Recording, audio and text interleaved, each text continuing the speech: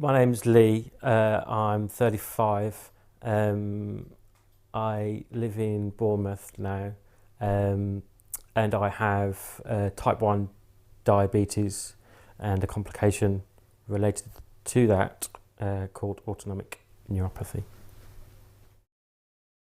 It's a very lonely disease. It's a very lonely condition because there's not many people that you meet with it, because there's not a lot known about it. Your mind is a strange place, and when I was in hospital and I lost the ability to walk, nobody knew what I had. I was having numerous tests. I was seeing things. Whether it be the drugs that I was on or because of the lack of sleep that I was having, I kind of went a bit crazy, really. I know I was pretty close to being sectioned at one point. I think some of the biggest low points is trying to get people to understand what it's all about. Because I look normal, whatever normal is. Don't, have a cast on myself. I'm not covered in scars. Some of the low points has been, again, just to try and get people to understand. One of the positive things that has come out of this is me being allowed to do my photography, which takes me away, allows me to forget about the illness.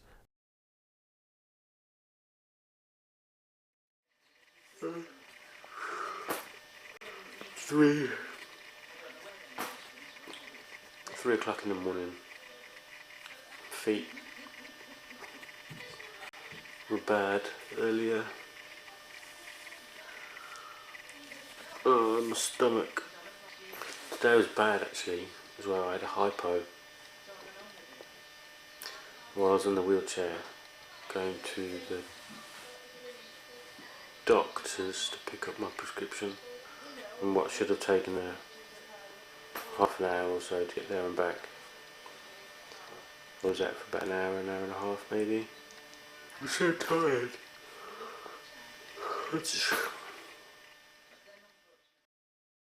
I met somebody last week who's an air stewardess, and she gets an allowance every year, which she has to use it by a certain time because you can't roll it over. She's always wanted to go to New York, and coincidentally, so have I really. She asked me if I wanted to go on Friday, and obviously I said yes. Again, once in a lifetime experience. I'm very, very lucky to have a great circle of friends who have stuck by me through the illness. My family have been amazing. You kind of learn to appreciate your family a lot more, and you don't take things for granted. Literally every day is a challenge sometimes, but again, I wouldn't do it without my friends and my family. I think photography for me is like it gets me into like a little zone where it takes me away, like into a different world. Kind of lets you forget about the reality of stuff, if that makes any sense whatsoever. I just saw this thing on telly.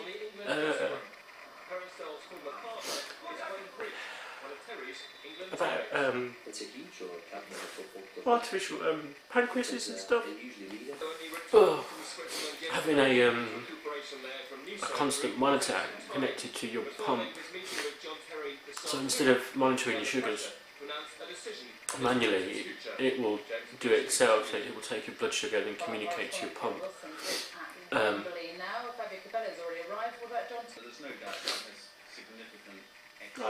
I'm happy, not sad. That would be amazing. That would be really cool. New York next Wednesday, New York. Bloody hell. Also a bit apprehensive about everything, really. The journey. Never done, obviously, anything like it with the illness. Need to make sure I take all my meds. I don't know. Please, please, please, please, please make sure I'm okay. I know it will be fine. Yes, it will be fine. The illness, me, society, I kind of felt like if all society was painted white, I was the red person that was sticking out a bit. I kind of had nowhere to go. I didn't fit in the disabled category. I didn't fit into the normal category. I kind of was I felt like I was in a category all of my own and alone and by myself, and nobody understood what it was all about. I was trying to, having to explain myself every time. When somebody asks you, what do you do for a living? Do you tell them you're sick? People judge you for that. And they do. I used to. I probably still do. I've learnt how fickle people can be. I've learnt how nasty some people can be as well with it. People judging you when you are on your scooter and they stop and they turn their heads. Going out on a mobility scooter when I'm 35, and it's something that 70, 60, 70, 80-year-old people have, and that's what, again, you get tarred with a little brush, and people's perception of you. Everybody, no matter what anybody says, people will always worry about what people think about them, whether it's the way you dress, whether you walk, and what have you. And it took a long time for me to be able to go out and not worry about what people think. And if I did, then I would never go out. So I'm doing a fundraiser where I'm going to go from just by Hengistbury Head all the way along the promenade up to Sandbanks, which is about 20 kilometres. A type 1 diabetic Southbourne man is wheelchairing it from Hengistbury Head to Sandbanks. 35-year-old Lee Nevitt is raising awareness of the condition by doing a sponsored ride in June to coincide with Diabetes Week. Lee tells Fire News the difference between the more well-known type 1 diabetes and type 2. Type 2 diabetes is mainly diet related. Type 1 is what the kids or younger people get. You just get it, there's no reason why, there's nothing you can do to stop it. Not sure if anyone's ever used a wheelchair before or anything, but when it goes on a slant, you kind of have to use one arm more than the other. I'm going to attempt the ramp. I'll show you the ramp.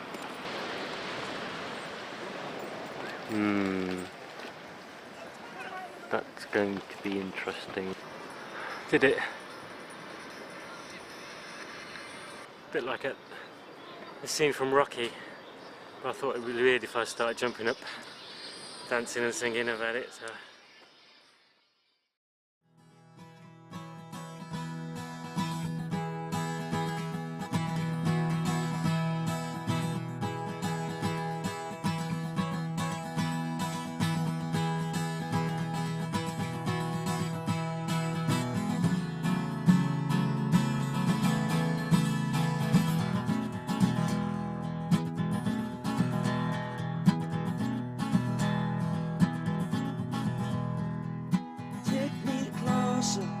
Make me see I feel love, just be me. Cold as stone is often how I feel. Did you make it so surreal?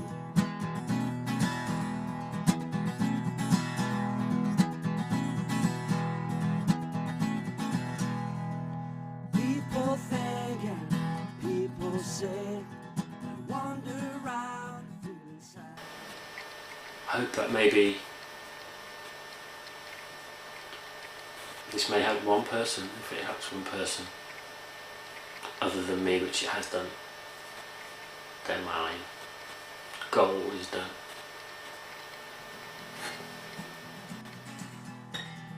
Can you make a deal with me to set